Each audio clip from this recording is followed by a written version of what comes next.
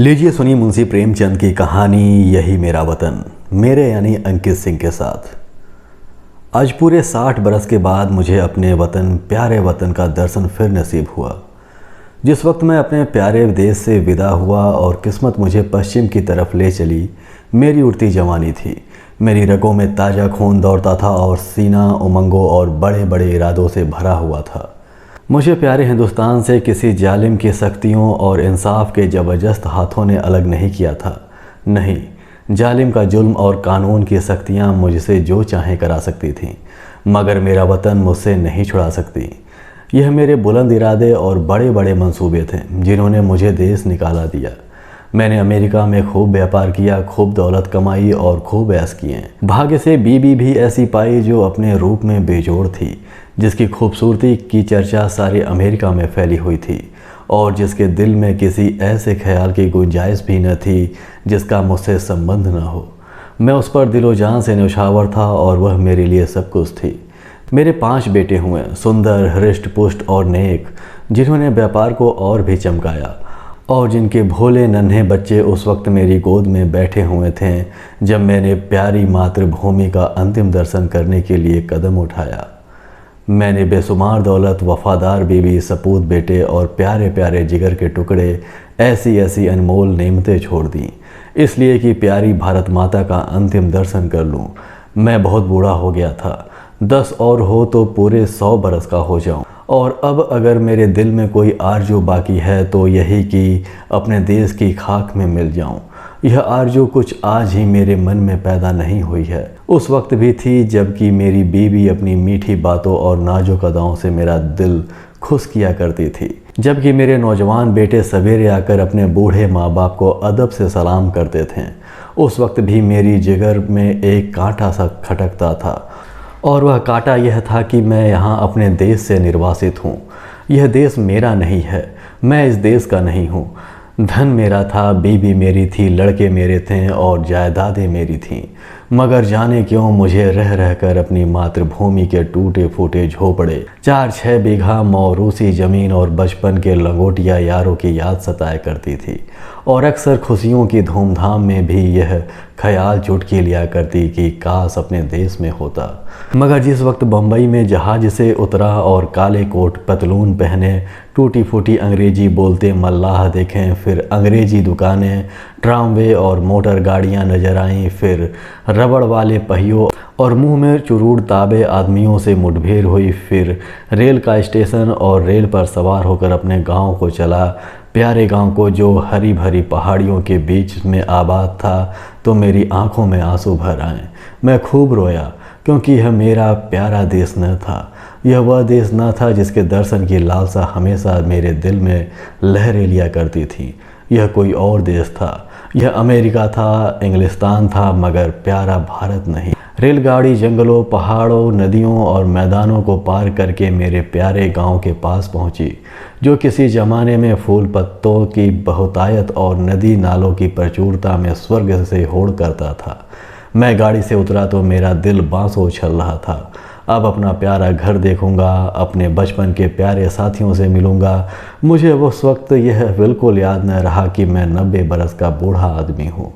ज्यों-ज्यों मैं गांव के पास पहुंचता था, मेरे कदम जल्द जल्द उठते थे और दिल में एक ऐसी खुशी लहरें मार रही थीं जिसे बयान नहीं किया जा सकता।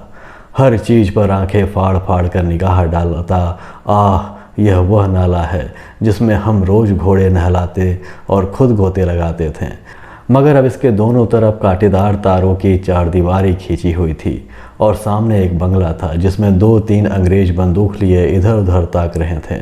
नाले में नहाने या नहलाने की सख्त मनाही थी। गांव में गया और आंखें बचपन के साथियों को ढूंढने लगीं, मगर अफसोस वह सब के सब मौत का निवाला बन चुके थे और मेरा टूटा फूटा झोपड़ा जिसकी गोद में बरसों तक खेलता था, जहां बचपन और बेफिक्रियों के मज़े लूटे थे, जिसका नक्शा अब तक आंखों में फिर रहा है, वह अब एक मिट्टी का ढेर बन गया था। जगह गैर आबाद न थी। सैकड़ों आदमी चलते फिरते नजर आए जो अदालत और कलेक्ट्री और थाने पुलिस की बातें कर रहे थे। उनके चेहरे बेजान और फिक्र में डूबे हुए थे और वह सब दुनिया की परेशानियों से टूटे हुए मालूम होते थे।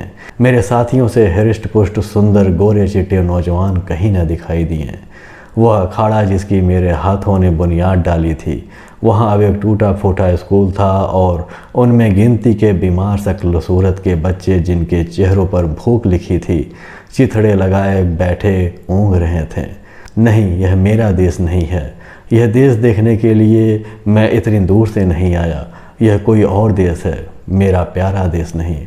उस बरगद के पेड़ की तरफ दौड़ा जिसकी सुहानी छाया में हमने बचपन के मज़े लूटे थे, जो हमारे बचपन का हिंडोला और जवानी की आरामगाह था।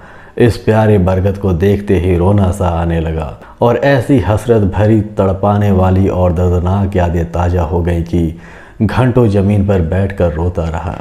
यही प्यारा बरगद है जिसकी फुनगियों पर हम चढ़ जाते थे, जिनकी जटाएं हमारा झोला थीं और जिनके फूल हमें सारी दुनिया की मिठाइयों से ज़्यादा मज़ेदार और मीठे मालूम होते थे। वह मेरे गले में बाहें डालकर खेलने वाले हमजोली जो कभी रूठते थे कभी मनाते थे, वह कहाँ गए? आह, मैं बेघर बार मुसाफिर, क्या अब अकेला हूँ? क्या मेरा कोई साथी नहीं? इस बरगद के पास अब थाना है और पेड़ के नीचे एक कुर्सी पर कोई लाल पगड़ी बांधे बैठा हुआ था। उसके आसपास 10-20 और लाल पगड़ी वाले हाथ बांधे खड़े थे और एक अधनंगा अकाल का मारा आदमी जिस पर अभी अभी चाबुकों की बौछार हुई थी, पड़ा सिसक रहा था। मुझे ख्याल आया, यह मेरा प्यारा देश नहीं, यह कोई और देश है। यह यूरोप है, अमेरिका है, मगर मेरा प्यारा देश नहीं, हरगिज़ नहीं। इधर से निराश होकर मैं उस चौपाल की ओर चला जहां शाम को पिताजी गांव के और बड़े बूढ़ों के साथ हुक्का पीते और हंसी दिल्लगी करते थे। हम भी उस टाट पर कलाबाजियाँ खाया करते। कभी कभी वहाँ पंचायत भी बैठती थी जिसके सरपंच हमेशा पिताजी होते थे। इसी चौपाल से लगी हुई एक गौशाला थी जहाँ गांव भर की गायें रखी जाती थीं और हम यहीं बछड़ों के साथ कोलेले किया करते थे। अफसोस अब इस चौपाल का पता न था। वहाँ अब गांव के टीका लगाने का स्टेशन और एक डाक खाना था। उन दिनों सी चौपाल से लगा हुआ एक कोल्हाड़ा था जहाँ जाड़े के दिनों में ऊख पेरी जाती थी और गुड़ की महक से दिमाग तर हो जाता था। हम और हमारे हमजोली घंटों गडेरियों के इंतज़ार में बैठे रहते थे और गडेरिया काटने वाले मज़दूरों के हाथों की तेज़ी पर अचरज करते थे। जहाँ सैकड़ों बार मैंने कच्चा रस और पक्का दूध मिलाकर पिया था। यहाँ आसपास के घरों से औरतें और बच्चे अपने अपने घड़े लेकर आते हैं और उन्हें रस से भरवा कर ले जाते हैं। अफसोस वह कोल्हू अभी ज्यों के त्यों गड़े हुए हैं, मगर देखो कोल्हाड़े की जगह पर अब एक सन लपेटने वाली मशीन है और उसके सामने एक तंबोली और सिगरेट की दुकान है। इन दिल को छननी करने वाले दृश्यों से दुखी होकर मैंने एक आदमी से जो सूरत से शरीफ नज़र आता था कहा, बाबा मैं परदेसी मुसाफिर हूँ, रात भर पड़े रहने के लिए मुझे जगह दे दो। इस आदमी ने मुझे सर से पैर तक घूर कर देखा और बोला, आगे जाओ, यहाँ जगह नहीं है। मैं आगे गया और यहाँ से फिर हुक्म मिला, आगे जाओ। 5वीं बार सवाल करने पर एक साहब ने मुट्ठी भर चने मेरे हाथ पर रख दिए। चने मेरे हाथ से छूटकर गिर पड़े और आंखों से आंसू बहने लगे। हाय, यह मेरा प्यारा देश नहीं है, यह कोई और देश है। यह हमारा मेहमान और मुसाफिर की आवाभगत करने वाला प्यारा देश नहीं, हरगिज़ नहीं।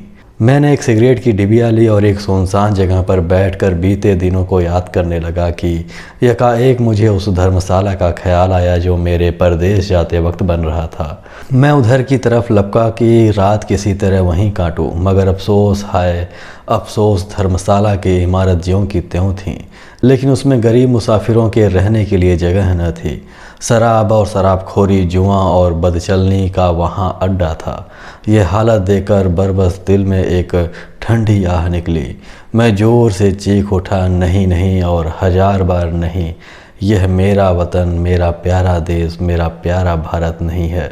यह कोई और देश है, यह यूरोप है, अमेरिका है, मगर भारत हरगिज़ नहीं। अंधेरी रात थी, गीदड़ और कुत्ते अपने राग अलाप रहे थे। मैं दर्द भरा दिल लिए उसी नाले के किनारे जाकर बैठ गया और सोचने लगा कि अब क्या करूं? क्या फिर अपने प्यारे बच्चों के पास लौट जाऊं और अपनी नामुराद मिट्टी अमेरिका की खाक में मिलाऊं? अब तो मेरा कोई वतन न था।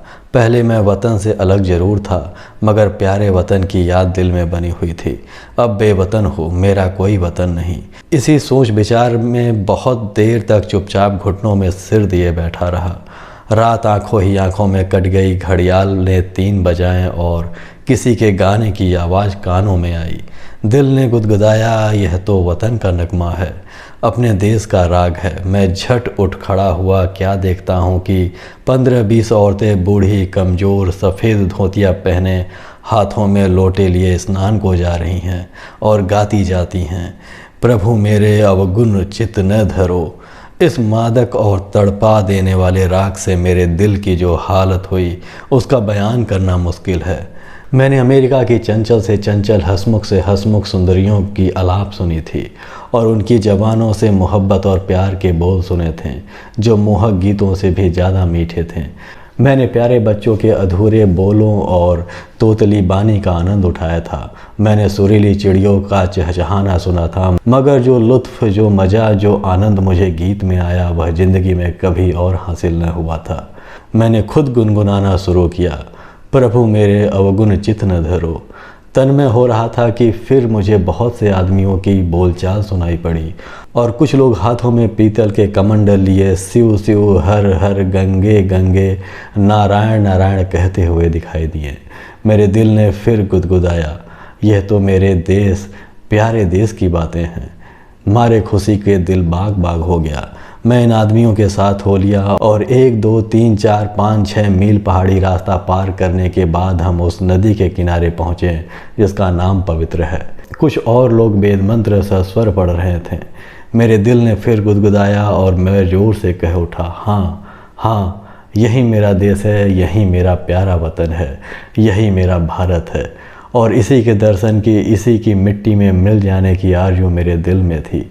मैं खुशी में पागल हो रहा था। मैंने अपना पुराना कोट और पतलून उतार फेंका और जाकर गंगा माता की गोद में गिर पड़ा। जैसे कोई नासमझ भोला बच्चा दिन भर पराए लोगों के साथ रहने के बाद शाम को अपनी प्यारी माँ की गोद में दौड़ कर चला आए, उसकी छाती से चिपट जाए। हाँ, अब अपने देश में हूँ। यह मेरा प्यारा वतन है, यह लोग मेरे भाई, गंगा मेरी माता हैं। मैंने ठीक गंगा जी के किनारे एक छोटी सी झोपड़ी बनवा ली और अब मुझे सिवाय राम नाम जपने के और कोई काम नहीं। मैं रोज़ शाम सवेरे गंगा स्नान करता हूँ और यह मेरी लालसा है कि इसी जगह मेरा दम निकले और मेरी हड्डियाँ गंगा माता की लहरों की भेंट चढ़े। मेरे लड़के और मेरी बीवी मुझे बार बार बुलाते हैं, मगर अब मैं यह गंगा का किनारा और यह प्यारा देश छोड़कर वहाँ नहीं जा सकता। मैं अपनी मिट्टी गंगा जी को सौंपूंगा। अब दुनिया की कोई इच्छा, कोई आकांक्षा मुझे यहाँ से नहीं हटा सकती, क्योंकि यह मेरा प्यारा देश, मेरी प्यारी मातृभूमि है और मेरी लालसा है कि मैं अपने देश में मरूं। अभी आप सुन रहे थे मुंशी प्रेमचंद की कहानी यही मेरा वतन, मेरे यानी अंकित सिंह के साथ। दोस्तों, ऐसे ही रोचक और शानदार कहानियाँ सुनने के लिए अभी हमारे चैनल को सब्सक्राइब करें और बेल आइकन भी प्रेस करें।